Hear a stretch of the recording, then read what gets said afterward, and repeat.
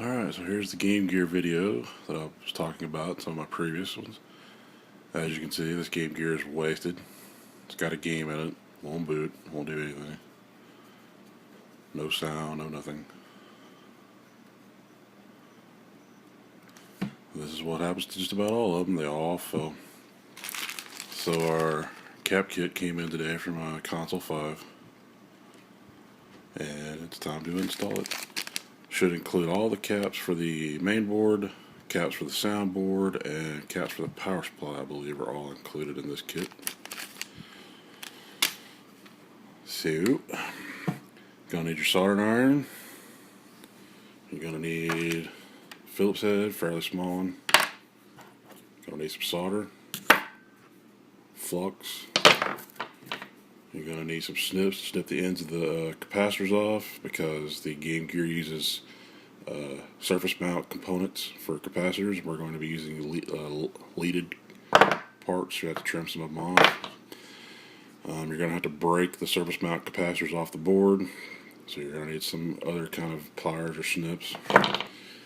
Once you get the parts off, you're going to need some vinegar or whatever you like to use to break down the acids from the electrolyte. I prefer vinegar. You're going to need Q-tips to apply it, and a sponge to clean your soldering iron off with,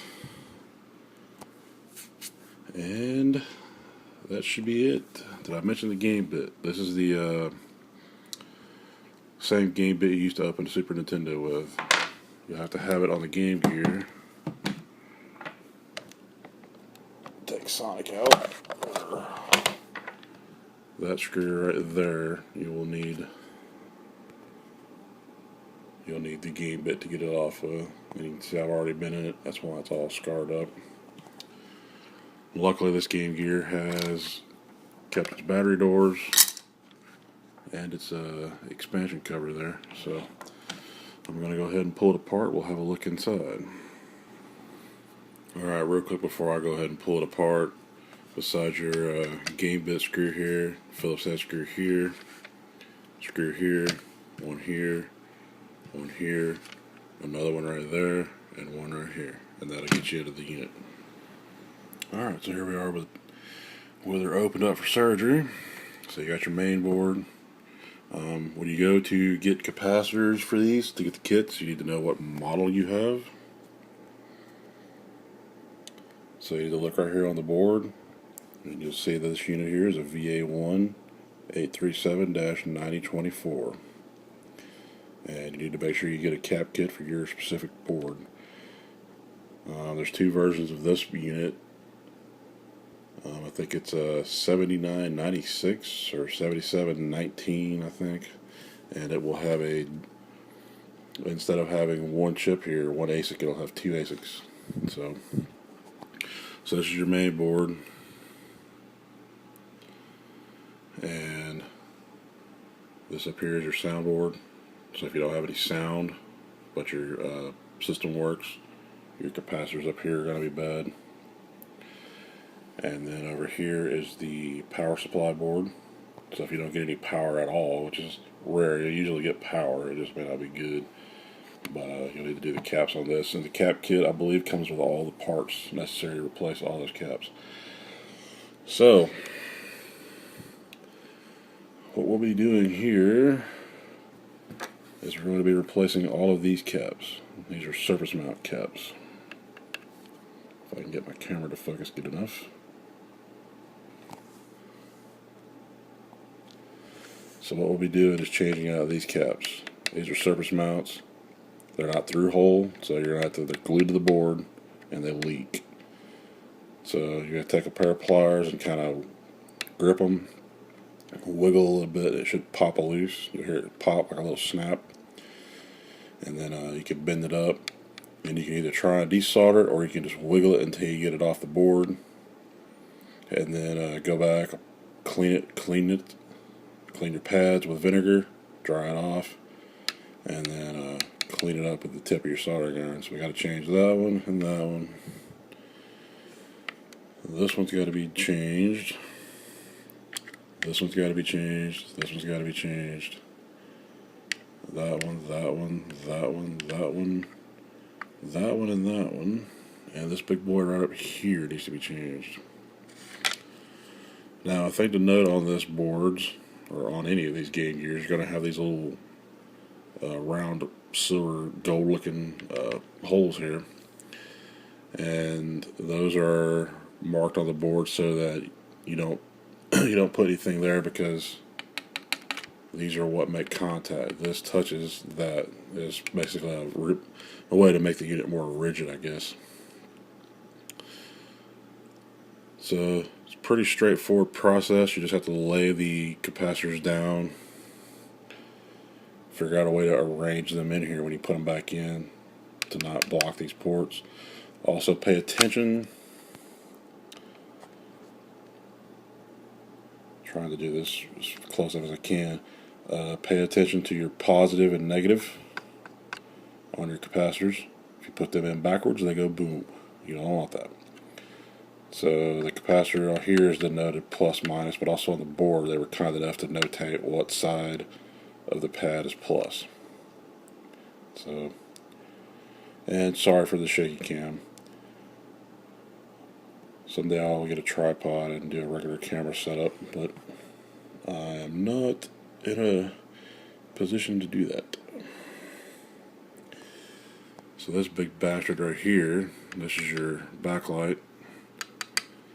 That is what is responsible for the piss poor battery life of the Game Gear. It's basically a fluorescent tube in there. So what we need to do now, before we do any more work, we need to disconnect these ribbon cables. One here, and one here. We need to get these cables loose so we can separate the two halves of the unit. I'm going to try to do this without removing this main board, since all the parts that need to be replaced are on this board anyway. That way I don't take it out of the shell. I don't have to risk tearing this screen up. And I believe to get to these boards, you're going to have to take this shield out, and then you can remove the boards to work on them individually.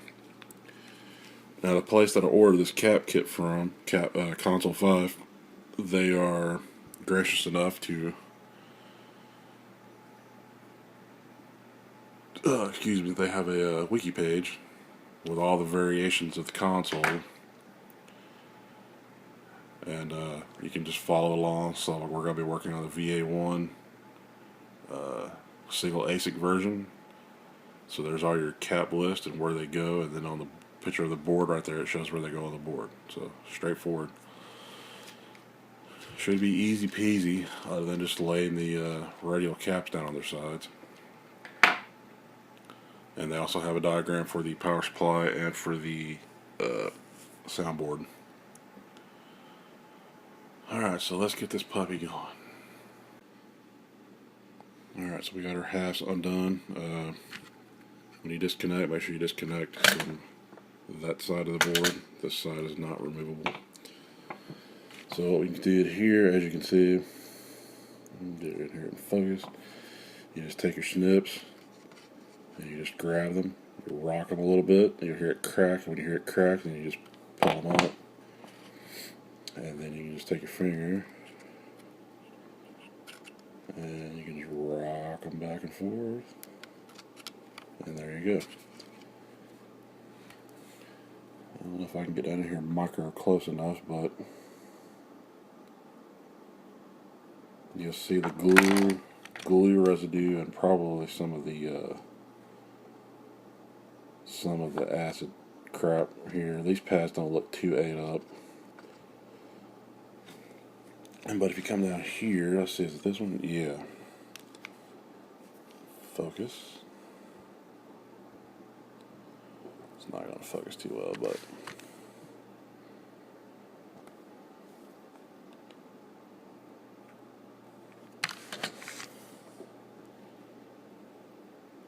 that's about as close as I'm going to get. But anyway, if you look at these pads, you can see here just how ate up they are with corrosion. So hopefully they're still good once we get them cleaned up. So I'm going to go ahead and strip this board and see about getting our pads cleaned up, and then solder the parts down. So there's 12 little teeny tiny capacitors we got to solder onto this board. So, time for me to get started. Alright, so we went in, got all the caps off, and went in and touched up the pads. A little flux and some new solder. Make it a little bit easier for the new parts to adhere.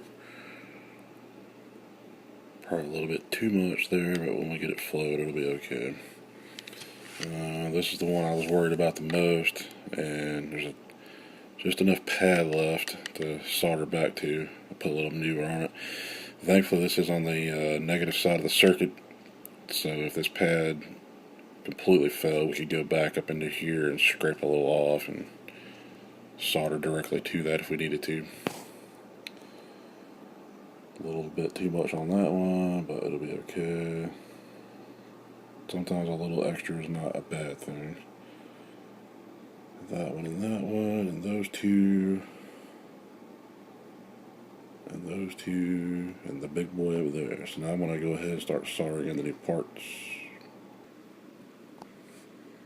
Alright, so there's our capacitors in. Like I said, you'll have to lay them down on their sides. Surface mount caps. There's all the old mainboard caps. They're all surface mounts. So you just kind of have to trim the legs and lay them in there the best you can and solder them down. It's not my best solder work, but small spaces, hard to work in. Make sure you don't cover up your gold circles there. So we got that one in. Got that one in. Managed to save that pad. Got that one in that way. Got those in like that. Got those two like that. And the big boy up here in the top, we got him in like that. So now we'll test fit it and see if it'll power up. See if we get anything. I know we probably won't get sound because I know the sound caps are wasted. They got to be replaced, and they're going to be a pain in the balls. So let me put it back together for a second and see what we get. Alright, we're back together. Everything fits. None of the new caps are blocking anything. See if it'll turn on. Well, that's a whole heck of a lot better.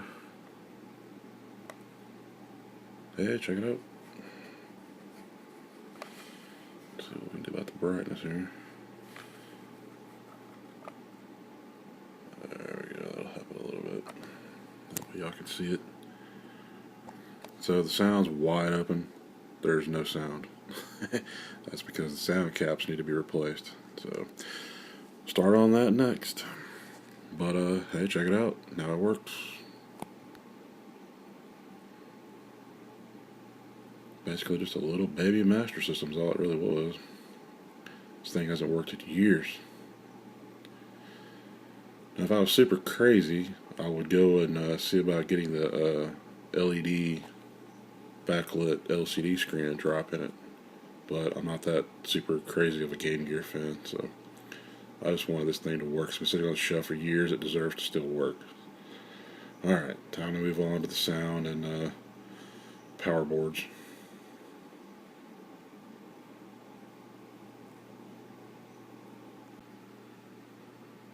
Alright, so I got the soundboard out. What you want to do to get your top boards out for your power and your sound. You got this little shield here. You have this little ground shield that grounds the two parts together. Just take, there's 4 screws, you just take them out, pop it out. There's 2 screws, one there that hold the soundboard in. The soundboard comes right out.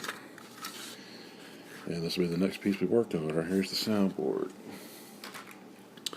Now this one's going to be a little bit more pain in the ass because it uses these kind of surface mount caps. So we got to change.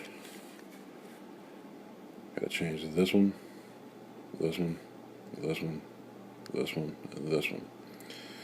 2 ways of going about it. You can either take your cutters and cut them off and then clean up the pads, or you can try and desolder them.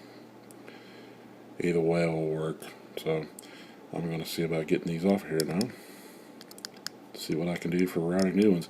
On this particular board, on the sound board, we put it in. You're going to have, when the shield goes back in, the shield is going to cover these caps. So you're going to have to lay the replacements in there where they're not buffed up against that top of that shield. Alright, so let me see what I can do about this board. Alright, so there's our soundboard. Got the caps off, got the pads cleaned up. Some new fresh solder on the pads so we can lay down our new capacitors. Just got 5 of them to change on here. C1 and C2 will be the biggest pain in the ass to get them to fit correctly. But we should be able to get it done. Whereas the cable guy was like, get her done. Alright, there's the soundboard with the caps in, so we did. Magnetic tip. Don't want to get no leftover parts in here, so we did that one. Got to clear the screw hole there. That one, which was a crazy ass one. That one. This one, which we hope clears. And this one. And the other thing we have to check is that will clear. I think it will squish flat enough. We hope. About to find out, just to test again. Alright, looks like we're going to fit. All the seams all the way around look good. Might be a little stiff there, but I think we'll be okay. So let's see if we have sound now.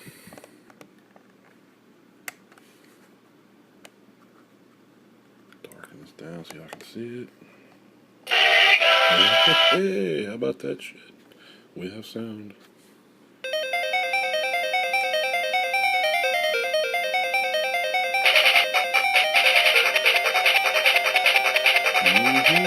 Sweet.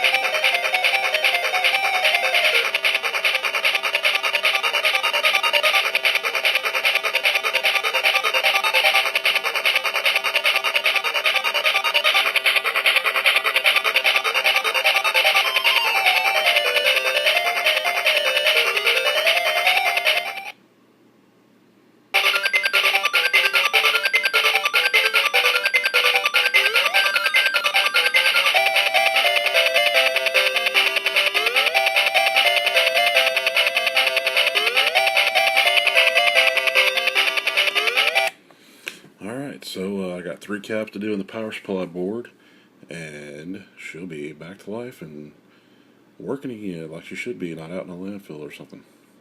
Alright, let me get the power supply board out and service it. Alright, that's the power board.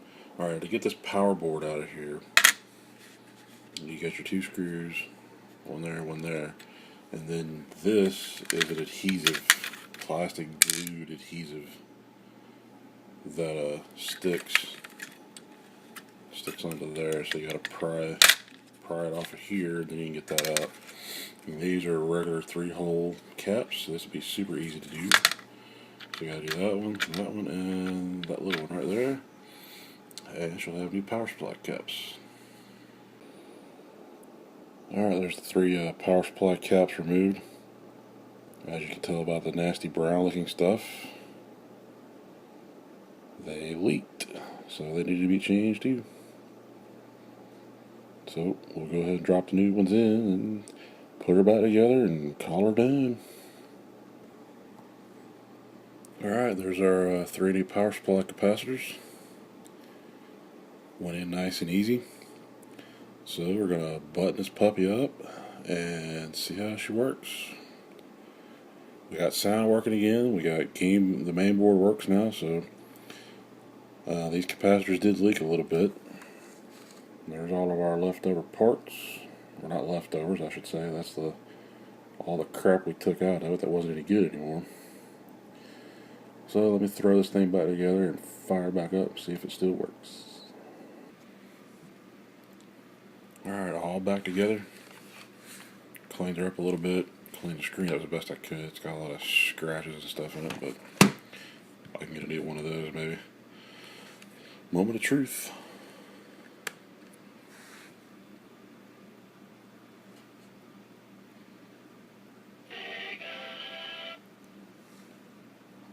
good, last a long time, I hope.